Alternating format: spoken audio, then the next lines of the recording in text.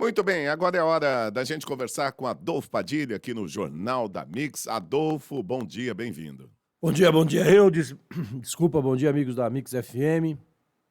Um prazer estar aqui nessa segunda-feira, início de semana, né?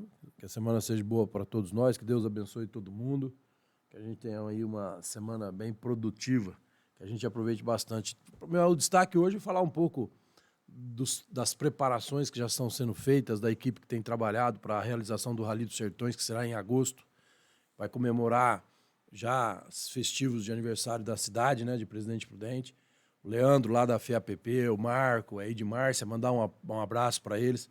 Eles que estão conduzindo esse trabalho, juntamente com o nosso apoio, com o apoio da Paula, da CEDEP, do Yuri, né? Todo mundo lá trabalhando para fazer uma grande festa e pode esperar, hein? Vai ser realmente uma grande festa. Pauta de número 1 desta segunda-feira. Olha, o ministro do Supremo Tribunal Federal, Luiz Roberto Barroso, afirmou que as mídias sociais se tornaram canais de propagação de ódio, ataques e desrespeito e que precisariam de normas e uma autorregulamentação sob pena de perderem receita e imagem caso sejam vistas como meios de comunicação destrutivos à democracia. Vamos lá, Adolfo Padilha, como é que você vê mais uma vez a declaração aí do ministro? Vou começar pelo final, né? A destruição da democracia passa antes pelo ativismo judicial, né? Ou judiciário, que hoje, por exemplo, é cometido pelo próprio Barroso e outros ministros do STF. Esse é o grande problema, esse é o grande perigo para a nossa democracia. Os alicerces de uma democracia é ter, principalmente entre outras situações, mas ter um judiciário que realmente preze pelo que é certo, que preze pelas leis, que preze pelos regulamentos, e não o que a gente anda vendo. Tanto anda vendo que o Congresso apoiou, o Senado aprovou uma convocação, um convite para que os ministros do STF, algum deles, Moraes e Fachin, se eu não me engano, ou o próprio Barroso, vão lá falar sobre ativismo da toga, né? Que é o que a gente vê muito. As redes sociais é um mundo, é um universo. As redes sociais têm coisa boa e tem coisa ruim. Essa narrativa plantada dos fake news e querer jogar isso nas costas do pessoal da direita faz parte de um julgamento totalmente parcial.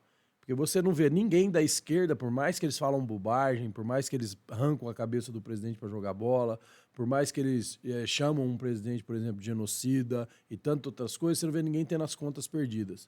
Nós chegamos a ter aqui pessoas presas por opinião, por omitir uma opinião na rede social, né? O Alan dos Santos é um dos exemplos, está lá nos Estados Unidos, quer dizer, perseguição pessoal contra ele. E nós prezamos a democracia, Barroso, é principalmente ter liberdade. Ter liberdade não significa não respeitar o direito do outro. Mas quando eu firo o direito do outro, existe um regulamento legal baseado no Código Penal, Processo Penal, Código Civil, Processo Civil e na Constituição Federal, que parece que vocês não sabem mais, para que eu pague por isso e pelo que eu fiz de errado. Fica essa dica aí para ele.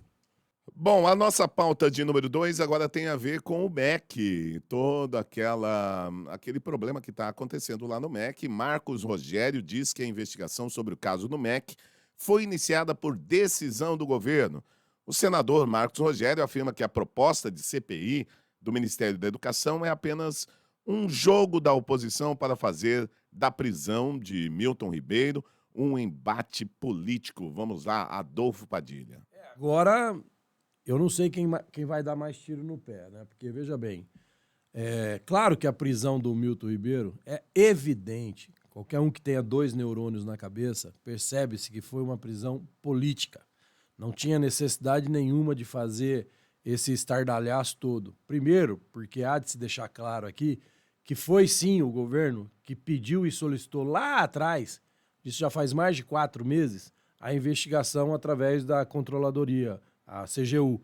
Então, quer dizer, o governo não tem nada a temer em relação a apurar se tem alguma coisa errada. Quem cria essas narrativas todas, infelizmente, quem quer criar um fato político ou tentar trazer para a vala comum ou a mesma vala e esgoto do descondenado que hoje concorre à presidência, é a equipe deles, é o pessoal da esquerda. Eles querem colocar, a estratégia deles é muito clara, e você que está me ouvindo, você fique atento, principalmente você que está com mimimi contra o Bolsonaro. Eu digo isso pelo seguinte, por quê? Eles querem mesmo fazer com que a gente acredite que todos são iguais, que todos os governos são corruptos, que nada vale a pena, e assim você pega no dia da eleição e vai para a piscina, vai para a praia e não vai votar. E com a abstenção aí de 40% a 44%, que é o grande objetivo deles, quem acaba ganhando é o candidato deles e assim eles voltam para o poder. A jogada nada mais é, e essa foi mais uma do que nós acabamos de falar sobre o perigo da democracia, do judiciário agir com ativismo político, foi mais uma. Esse é o mesmo juiz que obrigou o presidente, queria multar o presidente por usar máscara. Enfim, ele tem várias iniciativas dele contra o presidente Bolsonaro que deixa claro que a intenção dele, quem sabe, é um dia ser ministro escolhido pela turma da esquerda para estar no STF. Então, fica muito claro que essa prisão era totalmente desnecessária, que essa prisão não tem um embasamento, tem uma conversa fora de um contexto que se deduz a alguma coisa, né? E repito, diferente dos governos anteriores, que temiam investigação, esse governo, pelo menos até agora, eu digo até agora, tem feito diferente. É só o consórcio da mídia que não deixa isso muito claro. Mas se você pesquisar e trazer na lembrança o teu celular, ó, com a tua máquina contra a mentira, você vai ver que o senador acabou de dizer é a verdade dos fatos. A nossa pauta de número 3. O senador Randolfo Rodrigues conseguiu na quinta-feira as 27 assinaturas para a abertura de uma CPI no Senado que vai investigar o suposto esquema de corrupção no Ministério da Educação. Vamos lá, Adolfo Padilha, essa CPI, hein? Puramente política, né? O Randolfo Rodrigues, ele é um carniceiro da desgraça. É o que foi contra o fim do do seguro de acidentes, o IPVAT. DPVAT, desculpa. E sempre ele, quando você pega as assinaturas lá, são senadores do PT, né? Tem do Podemos, né? que é como o PSDB meio disfarçado, que é de direita. E agora eu acho que vai ser um tiro no pé, porque veja bem, a CPI é para ter holofotes, como a CPI do Covid. O que deu a CPI do Covid? Nada.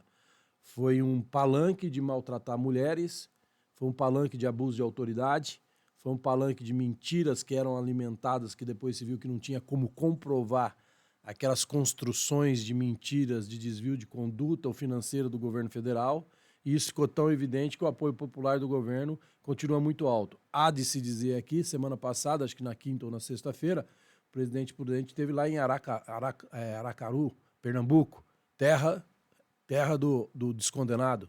A multidão aplaudiu ele na festa de São João, que dizem que é maior que até o Carnaval do Rio. Os vídeos estão aí para todo mundo ver. Caruaru. Então os vídeos estão aí para todo mundo ver. E no mesmo dia, a Datafolha lança uma pesquisa que o Lula tem 19% à frente do Bolsonaro. Então, quer dizer, olha a loucura, onde esses caras estão indo. Me assusta um pouco isso, porque é tanta coragem do enfrentamento do sistema que eles não estão nem aí, eles não ficam nem vermelhos, né? Enquanto nós temos imagens de um presidente saindo às ruas e sendo aclamado, nós temos nenhuma imagem do seu concorrente, que é líder das pesquisas, saindo nas ruas. E quando tem encontros, são encontros em portas fechadas. E quando são em portas fechadas, é com plateia escolhida. E enquanto também é em portas fechadas com a sua equipe de trabalho, dá rolo e dá briga, que nós vimos a semana passada. Então, quer dizer, parece aquele bando, sabe quando você assiste aqueles negócios na Discovery, que tem um bando de hiena, e eles veem uma carniça, e elas vão começar a se morder até uma outra para pegar um pedacinho da carniça, é mais ou menos que aquilo ficou mais ou menos parecido com isso. Essa CPI é mais uma ação política. Tem que se investigar? Tem. A Polícia Federal já está investigando, não tem o que se investigar. Então, ninguém tem mais competência do que a Controladoria Geral da União e a Polícia Federal para investigar. E repito aqui o que eu disse agora há pouco. A Controladoria foi acionada pelo próprio governo há 4 meses atrás. A Polícia Federal vem investigando. Então, se tiver alguma coisa errada, como diz o presidente, continuo leal e amigo do ministro, do Milton. Mas se ele fez alguma coisa errada, que ele pague. Eu sou teu amigo, eu venho aqui e nós gravamos o programa, nós falamos do programa. Se eu saio ali fora e falo uma bobagem, você está sabendo? Se você fala, eu também não estou sabendo. Então, eles querem culpar. Tudo isso é uma estratégia, como eu disse agora há pouco, para jogar o presidente na mesma vala ou medir ele com a mesma régua do descondenado. E houve comemoração dentro do MEC, né? O pessoal bateu palma. Bem, um dos setores mais politizados e radicais dentro de uma estrutura governamental sempre é a educação. Sempre é a educação. E não é diferente lá no MEC em Brasília, que lá está o coração, né, da educação nacional. E lá todo mundo sabe que a ideologia da esquerda predomina. Tem muita pressão interna, né? É muito complicado. Mas isso eu acho que faz parte do jogo político, não do jogo político que a gente queria ver no Brasil, mas quando você tem pessoal da esquerda querendo disputar o poder e voltar ao poder, o jogo nunca vai ser limpo. O jogo sempre vai ser sujo. O jogo sempre vai ser complicado.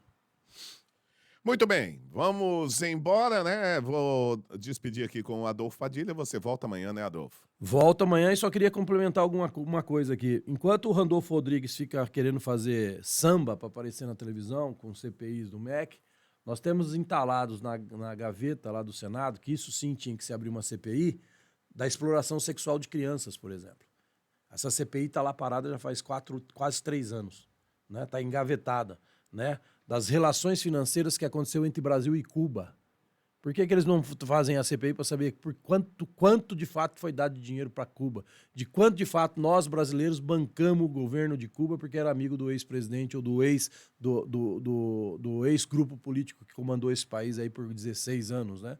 Então, das passagens aéreas da Lava Jato, né? Também vamos... Por que não se apura isso tudo? Porque foi dito na época o escândalo de passagem aérea. Então tem coisa muito mais importante para se discutir. E amanhã nós estamos aqui de volta. Um grande abraço para todo mundo.